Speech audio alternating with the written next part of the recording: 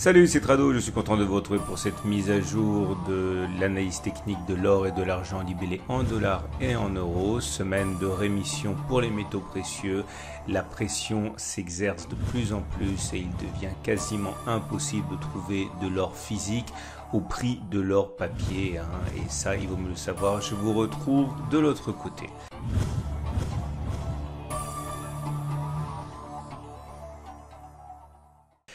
Alors voilà où nous en sommes pour l'or libellé en euros en données hebdomadaires, c'est-à-dire que chaque bougie que vous voyez correspond au plus haut et au plus bas de la semaine qui vient de s'écouler. Le plus important à noter sur cette unité de temps pour l'or libellé en euros, c'est que la tendance est toujours fortement haussière. On le voit au fait que les cours soient au-dessus de la moyenne mobile à 50 semaines qui monte et au-dessus de la moyenne mobile à 20 semaines qui monte. On descend d'unité de temps, on regarde ce qui se passe sur les données journalières. Donc maintenant, chaque bougie correspond à une journée de cotation.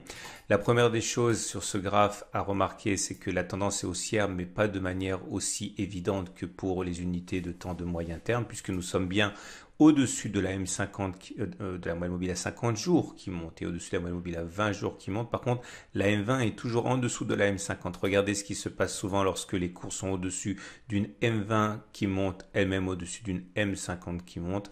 Là, pour l'instant, on va dire que la tendance est mollement haussière. Il demeure qu'on n'est pas, à mon sens, sur une zone d'accumulation rationnelle.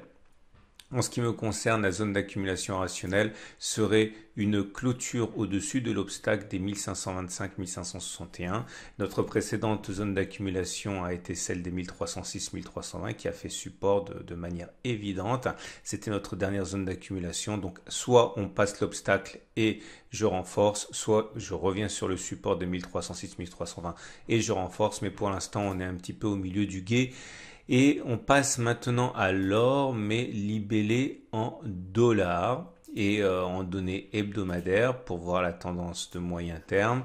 Et le constat est le même. On s'est retrouvé ici pour l'or libellé en dollars avec une tendance qui est toujours haussière puisque nous sommes au-dessus de la moyenne mobile à 20 semaines qui monte et au-dessus de la moyenne mobile à 50 semaines qui monte également. On regarde les données journalières de court terme et là, la situation est assez comparable et la tendance est mollement haussière, on va dire, puisque les cours sont bien au-dessus de la M20, bien au-dessus de la M50, mais d'une part, la moyenne mobile à 20 jours descend et ne monte pas, et en plus, elle est en dessus de la moyenne mobile à 50 jours. Regardez ce qui s'est produit sur l'or libellé en dollars lorsque les cours étaient au-dessus de la M20 qui montait, elle-même au-dessus de la M50 qui montait. C'était vraiment glorieux. On n'est pas, à mon sens, sur une zone d'accumulation rationnelle ou un sans fond, on est même confronté à une résistance, celle des 1619-1644 dollars l'once. Attention, cette zone a été dangereuse et elle a provoqué un repli assez important en début de semaine. Je considère que ma prochaine zone d'accumulation rationnelle pour l'or libellé en dollars serait un passage au-dessus des 1619-1644 ou alors un retour sur les 1443-1451 zones sur lesquelles on a déjà pu accumuler. Si vous voulez passer à l'action et acheter de l'or, voilà ce que l'on peut trouver chez mon partenaire aucoffre.com. Alors pour vous rendre sur le site, soit vous cliquez sur la bannière aucoffre.com de mon site, soit vous allez en dessous de la vidéo sur YouTube et vous trouverez directement le lien. Comme vous pouvez le voir, on peut trouver différentes choses. Alors pour les plus fortunés, je vous rappelle que ma méthode repose sur une accumulation progressive, c'est-à-dire que on achète chaque fois que l'on passe au-dessus d'une résistance ou qu'on revient sur un support, donc on n'entre pas en une fois. Alors pour ceux qui en ont les moyens, donc c'est une pièce d'une once. En précommande, on est à 1658 €, donc c'est une belle pièce, une once. Maintenant pour les budgets un petit peu moins étoffés, on va dire, on peut en trouver de l'or au gramme. Et donc, c'est-à-dire une fraction d'un lot existant. Et au gramme, on est à 55 € le gramme pour une quantité fractionnelle d'un paquet de verre à valeur. Maintenant, pour ceux qui sont vintage, on va dire, le Napoléon actuellement, vous pouvez le trouver encore chez Aucoffre, alors que dans beaucoup de boutiques c'est fermé, on ne vend plus, on n'achète plus. Le Napoléon est actuellement à 309,58. Donc vous voyez, ça c'est la meilleure offre en précommande. Vous voyez la différence qu'il y a entre les cours de l'or papier et les cours de l'or physique dans la main. Et vous ne pouvez quasiment plus trouver d'or au prix de l'or papier, qui est un prix un peu artificiel, on va dire, qui joue sur le prix de l'or physique, mais avec une prime, un delta. Hein. On repasse à l'argent. Et voilà ce que l'on peut dire pour l'argent libellé en euros. Alors on le sait, hein, l'argent libellé en euros est moins en forme que l'or, puisque l'argent souffre de sa connotation industrielle à un moment où la récession frappe fort les économies. Néanmoins, la bonne nouvelle pour l'or libellé, pour l'argent libellé en euros, c'est que la semaine a été une semaine d'accalmie hein, après l'horreur des premières, enfin des semaines précédentes. Hein. Donc là, pour l'instant, on termine sur 13,34.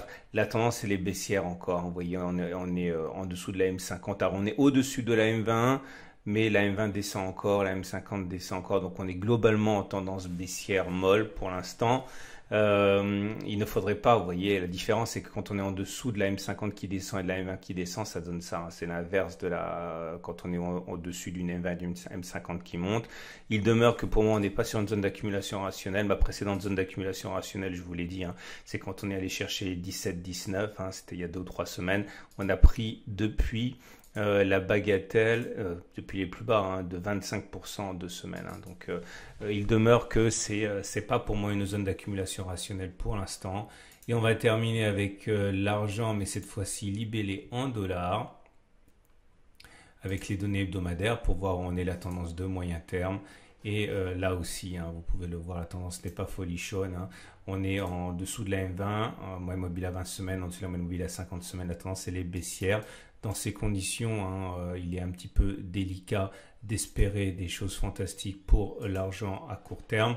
On regarde ce qui se passe pour les données de court terme, donc pour une bougie égale un jour, on est en dessous de la M20, en dessous de la M20, en dessous de la M50, on passe le nez au-dessus en fait de la M20, mais les deux sont toujours baissières.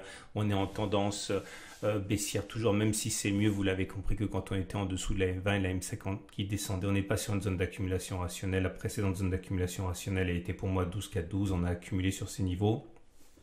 Pour ceux qui étaient intéressés. Prochaine zone d'accumulation rationnelle, le passage d'obstacles des 17,5, 17,6 sont un retour sur les zones précédemment mentionnées. Alors ceux qui veulent passer à l'action et acheter de l'argent, voilà ce qu'il y a chez mon partenaire au coffre.